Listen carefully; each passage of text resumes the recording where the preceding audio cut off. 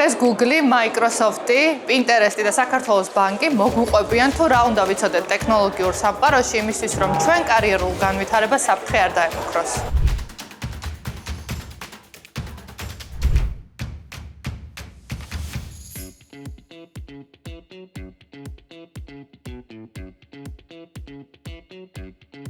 შოთა ელყანიშვილი, მანქანური სწავლების ინჟინერი Pinterest-ში. ისაუბრებს საკუთარ გამოცდილებაზე Google-დან და ასევე პირველად კარიერულ ნაბიჯებზე პროფესიაში. ხო, Pinterest-ი ზოგადად აღიქმება სივრცეს, სადაც ეძებ ინსპირაციას. ვიზუალურ ინსპირაციას კონკრეტულად. იმისაც რომ შექმნა ექსპერიენსი, რომელიც გააჯაჭვებს ოღონდ არა რაღაც ედიქტივ მიმართულებით, მაგრამ არამედ იმის რომ მართლა პოულობ რაღაც ინსპირაციულს, ეს მოითხოვს ძალიან დიდ შრომას და ძალიან დიდ და ტექნიკური პრობლემის გადაწყვეტას. კონკრეტულად მე რადგან მუშაობ ამჟამად არის ვიზუალური ძებნა. როდესაც მაგალითად თქვენ არჩევთ ფოტოს, სადაც მოდელს აცვია სხვა ჯემპრი, ფეხსაცმელი, ჯინსი, თქვენ თუ მხოლოდ მონიშნავთ ფეხსაცმელს სიტყვაზე მსგავსი ფეხსაცმელების ძებნა. ეს არის ამ მომენტში რადგან მუშაობ. Pinterest-ზე ატვირთული ფეხსაცმელები გამოგიჩნდება თუ მოაქვს დატა ინფორმაცია სხვა პლატფორმების? ორივე. Pinterest ერთ-ერთი revenue წყარო არის შოპინგი, რომელიც გონი საქართველოში არ არის ჩართული, მაგრამ ამერიკაში ჩართულია და ერთ-ერთი თავარი წყარო ეგ არის, რომ ვენდორები აწვდიან მათ ამ აიტემებს და შემდეგ, ასევე ვიზუალური ძებნის ხარჯზე ირჩევა ეს სია, რომელიც პოტენციურად უჩნდება იუზერს. ეს არის ძალიან რთული პრობლემა და ასე რაღაც კლასიკური პროგრამირებით არ იხსნება. ამას ჭირდება ძლიერი რეკომენდაციის სისტემები, ძლიერი ხელოვნურ ინტელექტზე დაფუძნებული ძებნის სისტემები და მე ამჟამად მუშაობ გუნდში, რომელიც პასუხისმგებელია მსგავს პროექტებზე.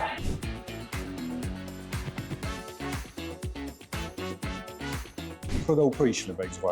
მიხეილ ნადარეიშვილი, საქართველოს ბანკის მონაცემთა ანალიტიკის ხელმძღვანელი. ის ისაუბრებს ჯუნიორ ანალიტიკოსებზე, მათ უნარებზე და AI-ზე დაფუძნებულ გადაწყვეტილებებზე.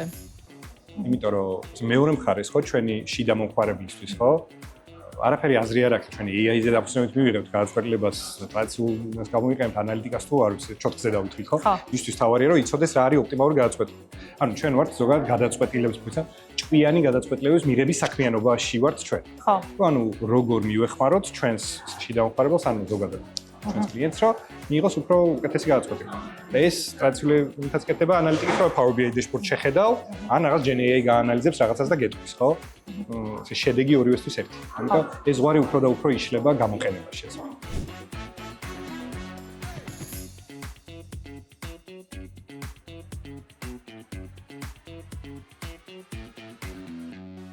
I mean, there are several things. I think. ნატალია ჟაბა, Google-ის ტრენერი. ის ისაუბრებს ხელოვნური ინტელექტის ეთიკურ გამოყენებასა და ციფრული უნარების განვითარებაზე ფრილანსერი ჟურნალისტებისთვის. That we could cover here because first of all, the thing that we have to stop doing is we really have to stop humanizing AI. Yes. AI is not a human. I know there are many science fiction imaginative stories that we have in our heads, and it's totally normal, it's fine. But when it comes to work, we have to really understand what does it mean to be a journalist, what responsibilities we have in that regard, and what does it mean technically. So with that said, we are responsible for everything that we publish, right? From A to Z. This responsibility will be never taken from us, right? By any kind of AI or anything else that human will create, at least in this current world. Yes. And with that said, with this responsibility, we cannot just turn it all to the machine and say, okay, this is what I have here, a text. Now, for sure, this is very logical and we can go on from this because I have no time right now. Yes. If you don't have this integrity in yourself, if you don't feel that push, I have to double check it. I'm the one is responsible, is signing this story with my name and surname. Yes. Don't be a journalist. Yes. There are many more professions in the world. This is equally exciting. just don't be that one. If you don't have that care in yourself, Yeah. and if you have a readiness to to trade it for a speed for other things, just don't do it. რა AI tools იყენებ? ვიყენებ სხვადასხვა AI tools, როგორიც არის კურსორი, ID, რომელშიც კოდს ვწერ. ასევე ბოლო დროს დავიწყე ხშირად გამოყენება notebook LM-ის. ვინაიდან ეს მგონია რომ ერთ-ერთი ყველაზე კარგი მედიუმია რაღაც ახლის სასწავლად. მეც ტესტავ notebook კი. LM-ს. იმიტომ რომ ის იდეა ყველა ადამიანი თავისებურად სწავლობს, რა თქმა უნდა, მაგრამ ერთ-ერთი ყველაზე დატესტილი და რა მთლიანი განათლების თემა, რაზეც არის აგებული, არის მოსმენა. უსმენ ლექციას, უსმენ გაკვეთილს და ის იდეა რომ შეგიძლია დააგენერო პოდკასტი ნებისმიერ თემაზე არის ძალიან დიდი ფუფუნება და ძალიან კარგი ახალი მედიუმი შეიქმნა რაღაც ახლის სასწავლად და ხო ბოლო პერიოდში ალბათ ყველაზე ხშირად notebook LM-ს ვიყენებ. როგორ შეუძლიათ თავიდანვე აერიდონ შეცდომები დამწყებ ანალიტიკოსებს? ხო, შეცდომების არიდებაზე რა ვთქვა. საერთოდ შეცდომებზე ვსწავლობ ჩვენ, ანუ მთელი ეს როგორ ქვია, მიმართულება არის ექსპერიმენტული. ანუ არის რაღაცები, რასაც სწავლობ, იქამდე სამ დაიწყებ მუშაობას და მე სულ შეცდომებზე ვსწავლობ, ასე ვთქვათ რა.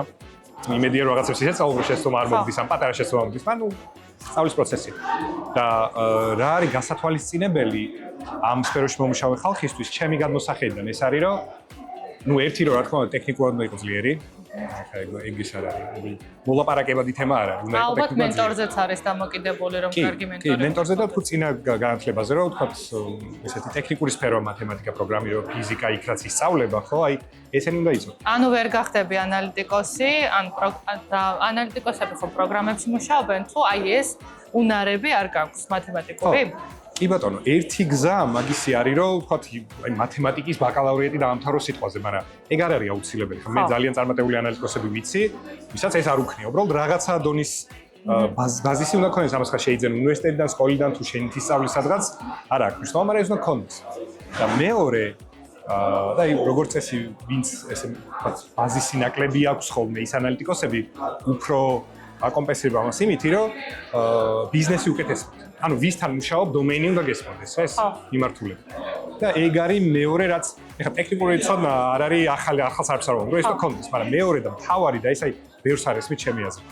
რომ უნდა შეგეძლოს ძალიან სწრაფად გაიგო დომეინში, აი ბიზნეს კონსალტინგი, რასაც ხია, ხო? და შეხვიდე დასვა სწორი კითხვები, გაიგო პრობლემა რეალურად სად არის, მე ეს თარგმნო ტექნიკურ ამოცანაში, შეასრულე და ამით გააწყდა პრობლემა. ამ სადღაც soft skill-ები გჭირდება პარალელურად. კი, რბილი უნარებიც აუცილებლად კომუნიკაციის უნარები, მაგრამ ასევე ეს დომეინის ცოდნის შექმნის უნარი, შექმნის დომეინის ათვისების უნარი უნდა ქონდეს. Is it mandatory to disclose that content if was AI generated, for example? What I would say is highly not recommended is, for example, when you are a podcaster, and there are such stories already, real examples in life. So imagine you are a podcaster, you are a female African podcaster in Berlin, and you talk about your country, let's say Nigeria, to people. You have your audience, but you see in your analysis that you miss, for example, middle-aged white German listeners, and you would like to gain them more. Yeah. So you decide, because you are very dedicated and goal-driven, you decide to change your voice with AI so that it more appears to that part of the audience. So you sound all of a sudden like a native German, middle-aged male from Berlin, right? And you gain more audience, but you never disclose your experiment. That is something that is highly unprofessional, and you should never do that. Basically, the rule is very simple. Never do anything you feel could destroy your interaction with your audience, could destroy trust, could destroy your brand, because you should be truth teller. Although this kind of behavior could be a very interesting experiment, right? Yes. But performed in a way that people are very aware that, this is not originally your voice. But if you generate an image and you write a column about the parenting, right? And you generate an image to, add to that column, I think you should state that this image has been generated by AI. And you can, I am a fan of adding which tool was used exactly in that sense. But this is also not necessarily in every aspect. იცი რა მაინტერესებს? აი data privacy რომ ავიღოთ მაგალითად, ხო, აი სანდოობით პაციენტულებს იყენებ, უფასო თულებს იყენებ, იმიტომ რომ ბევრი ფრილანსერი უფასო თულებს იყენებს, რამაც შეიძლება რისკის ქვეშ დააყენოს მონაცემები, თუნდაც იმ კომპანიის, სადაც ისინი მუშაობენ და მერე ეს ყველაფერი გავიდეს ისეთ საერთო ქსელში, სადაც შეიძლება რეპუტაცია კომპანიის დაზიანდეს, დაზარალდეს. ძალიან საინტერესო კითხვა და ზოგადად საინტერესო საკითხია, მაგასთან დაკავშირებით, მეც პირადად Google-ში როცა მუშაობდი პროექტი, რომელიც არის Gemini Code Assist, რომელიც არის კოდის ასისტენტი, ასე ვთქვათ. იქაც იყო ეგეთი შემთხვევა, რომ დამოკიდებულია რომელ პაკეტს აერჩევდი, სხვადასხვა პოლისი ქონდა ამ ყველაფერს. რა თქმა უნდა, ფრილანსერებს რასაც ურჩევდი პირველ რიგში არის, რომ თვითონ წაიკითხონ პოლისი, თვითონვე დარწმუნდნენ და სწორად ქონდეთ მოლოდინი და მეორე აუცილებელი არის, რომ სწორი კომუნიკაცია გააკეთონ კლიენტთან, იმიტომ რომ შეიძლება კლიენტმა რაღაც დაშობა გააკეთოს, ეცი რა მე ის უშვებს, რომ შენ პრო-ვერსიას იყენებ რაღაცისას და გარანტიას იძლევა. ამიტომაც მნიშვნელოვანია, რომ სწორი კომუნიკაცია იყოს თავიდანვე კლიენტთან, რომ არ იყოს მე რაღაც მოულოდნელობა. რაც შეეხება ზოგადად თვითონ ამ კომპანიების ავტორიტეტშიც შეეხება თუ რაღაც ინფორმაცია გაჟონავს. ან თუ მაგათად ისეთ რაღაც გაირკვევა, რომ თქვენს პირად მონაცემებზე ძალიან მნიშვნელოვან საკითხზე დატრენინგდა ეს მოდელები და მე ეს გაჟონა, ეს იქნება ხელა რეპუტაციული დარტყმა ამ დიდი კომპანიებისთვის. რომ ასევე ძალიან ბევრს იზარალებენ, ამიტომაც ძალიან არ უნდა გვეშინოდეს ამის რომ აი ჩვენს პირად ყველაფერს დავკარგავთ, იმიტომ რომ მეტად responsible კომპანიები აკეთებენ ამ ყველაფერს, მაგრამ ეგ იმას არის, რომ სრულად უგუნურებელყოფოთ ეს რისკი და პირადი მოხმარებისთვის მე პროს ვიყენებ, იმიტომ რომ უბრალოდ ხარისხიც უკეთესია და არა მაინც აქცენტი data privacy არ მაქვს, მაგრამ კლიენტთან მუშაობისას ალბათ აუცილებელია, რომ ოფცია კონდეს კლიენტსაც, რომ მან თავი უკეთ იგზნოს, იმიტომ რომ ყველას არ აქვს იმის თქვათ ცოდნა, შეიძლება თუნდაც არ იყოს გაცნობიერებული, მაგრამ ის იმსახურებს, რომ იცოდეს ინფორმაცია სერვისის პროვაიდერისგან. როგორც ხელმძღვანელი ყურადღებას კიდევ რას აქცევთ კადრების აყვანისას, დაუშვათ იქ ბუნებრივია რომ ითვალისწინებთ გამოცდილებას, განათლებას და ასე შემდეგ, მაგრამ აი თუ ყოფილა შემთხვევა რომ გასაუბრებაზე კანდიდატი ისე მოგწონებიათ, საბოლოოდ თქვენთან გასაგებია მანამდე რეკრუტირებას გადის, რაღაც შერჩევის რამდენიმე ეტაპია, მით უმეტეს საქართველოს ბანკში, მაგრამ საბოლოოდ ჯამში თუ ყოფილა რომ ანუ კანდიდატი იმდენად მოგწონებიათ, რომ გიფიქრიათ რომ ქონია მას პოტენციალი დამწყებს და მიგიციათ შანსი და განვითარება ჰქონია. თან კაი კითხვა. კი, არის მოკლე პასუხი და რო განმორცო. რაღაცა ბაზისები აუცილებელია, ამის გარეშე უბრალოდ არ გამოვა, მაგრამ აი მინიმუმი ბაზისი როცა დაფარულია ტექნიკურ ხარისხის სიტყვაზე. მაგის მე ძალიან დიდი მნიშვნელობა აქვს, ნუ ერთი რასაც ვილაპარაკე, მაგრამ მეორე ზოგადად ადამიანი რამდენად მოტივირებულია, რომ განვითარდეს და რამდენად არეშინია, რომ აი შეცდომა დაუშვას და ამაზე ისწავლოს და რამდენად ზოგადად ინტერესიანია, რომ საქმე გამოვიდეს. იმიტომ რომ ამ სფეროში მოკლედ ყველაფერი ძალიან სწრაფად იცვლება. ძალიან დიდი მნიშვნელობა აქვს, რომ ადაპტირებადი იყო მართლა აი ესე რო თქვა რა, ცოტა მოტივაცია, თვითმოტივაცია გქონდეს. ეს აკეთო რა, ეს საქმე და თუ აი შეგვეშალა არა უშავს წინ წავოთ, აი იქიდან შევხედავთ, ეს დინამიზმი აქ არის ძალიან მნიშვნელოვანი. არის პროფესიები, სადაც ეს ხელა მნიშვნელობას არ ატარებს. ყველგან კარგია, მაგრამ სადღაც შეიძლება არ გაძლევდეს ძალიან დიდ უპირატესობას, მაგრამ ჩვენთან ეს აი ძალიან დიდი მნიშვნელობის არის ზოგადად. ერთსაც დავამატებ, არის რომ მე ასევე წარმოვადგენ საქართველოს ხელოვნურების ასოციაციას და ამის ფარგლებში ვაკეთებთ უფასო კურსებს, რომელსაც ვდებთ YouTube-ზე ხელოვნური ინტელექტის შესწავლასთან დაკავშირებით. ამიტომაც თუ მე დაინტერესებულია, შეიძლება შეუძლია გადავდეს ჩვენ YouTube არხზე და ნახოს ეს კურსები. ამასაც აუცილებლად გაჩვენებთ ფრილანსერებო იმისთვის, რომ შეძლოთ განათლების სრულად უფასოდ მიღება ქართულად. რა თქმა უნდა. დღეს საქართველოს ბანკში საშუალოდ მონაცემთა ანალიტიკოსის ანაზღაურება. ანალიტიკოსის მე არ მაქვს საუბარი, რა ქვია, შემქმნელზე ამ პროცესების ხომ, ანუ ადამიანის, რომელიც ძიეს უყურებს მონაცემებს, გამოაქვს დასკვნები და ასე შემდეგ. რო ავიღოთ ნებისმიერი პროფესიის საშუალო ანაზღაურება, დღეს ქართულ ბაზარს. მათ შორის პროგრამისტები, რომლებიც არიან ალბათ ერთ-ერთი ტოპ ანაზღაურება. ჩვენი ანალიტიკოსის და კიდევ უფრო მონაცემთა მეცნიერის და მოდელერის ხელფასები დაახლოებით იგივე რეინჯშია და ხანდახან უფრო მაღლაც კი. აი ესე შემიძლია რომ მაგაზე ვთქვა. მოიწონე ვიდეო და გამოგვიწერე.